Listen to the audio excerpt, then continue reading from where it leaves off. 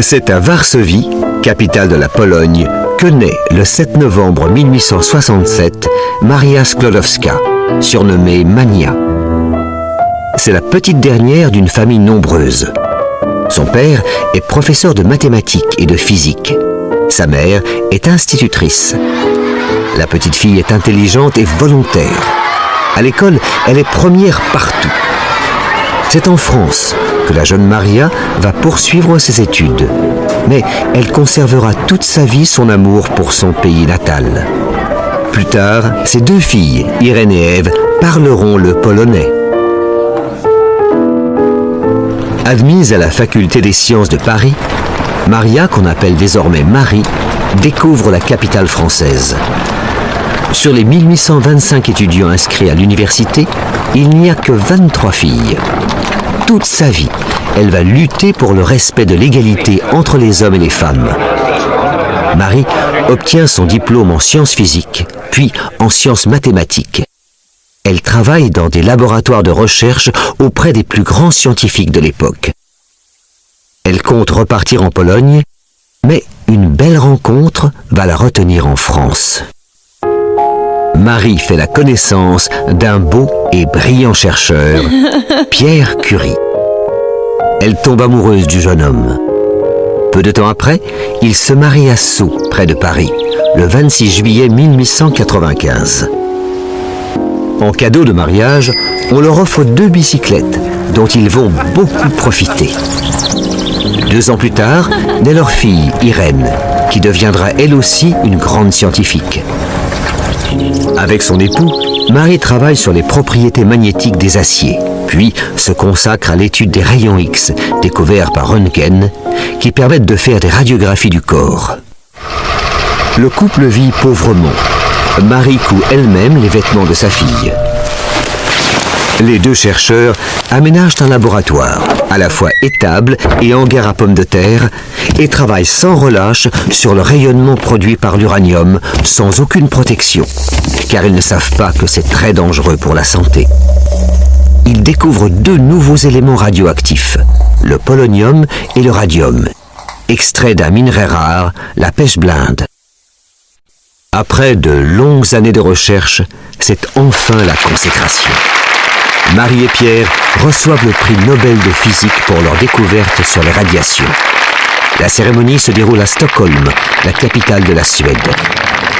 Quelques années auparavant, Alfred Nobel, un industriel suédois qui a fait fortune en vendant de la dynamite, a décidé de léguer sa fortune pour que soient récompensées chaque année des personnes qui rendent de grands services à l'humanité. Plus tard, en 1911, Marie sera à nouveau récompensée avec le prix Nobel de chimie. Les Curie sont de plus en plus célèbres.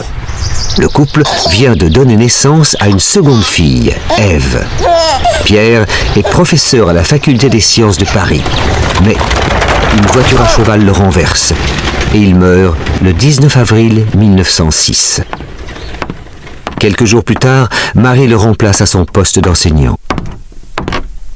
C'est une grande victoire féministe que nous célébrons en ce jour, note la presse. Un certain Émile Roux, directeur de l'Institut Pasteur spécialisé dans les recherches sur la rage, les maladies infectieuses et les microbes, décide de créer un institut consacré au traitement du cancer par radiothérapie. Il est construit rue d'Ulm à Paris. En novembre 1918, Marie Curie y dirige le laboratoire de physique et de chimie. Bien des années plus tard, en 1970, il deviendra l'Institut Curie et un musée consacré à cette grande savante y sera installé. En 1914, la Première Guerre mondiale éclate. Avec l'aide de la Croix-Rouge, Marie met en place des ambulances équipées d'appareils de radiologie. L'armée va les appeler les Petites Curies. En 1916, elle passe son permis pour pouvoir conduire ses véhicules au plus près du front où se déroulent les combats. Elle se fait aider par sa fille Irène, qui n'a pas encore 18 ans. Pendant les 4 années de guerre, elles vont sauver de nombreux blessés. Pour pouvoir continuer à soigner ses malades, Marie a besoin de plus de radium. C'est alors qu'une journaliste américaine décide de l'aider en lançant un appel aux dons. Le 21 mai 1921, Marie prend le bateau pour l'Amérique et débarque à New York, puis se rend dans l'usine de Radion de Pittsburgh.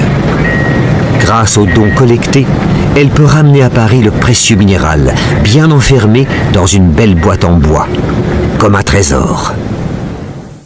Marie Curie est malade, très malade, victime du radium, qui guérit lorsqu'il est utilisé en petite quantité, mais qui détruit le corps si l'on ne s'en protège pas.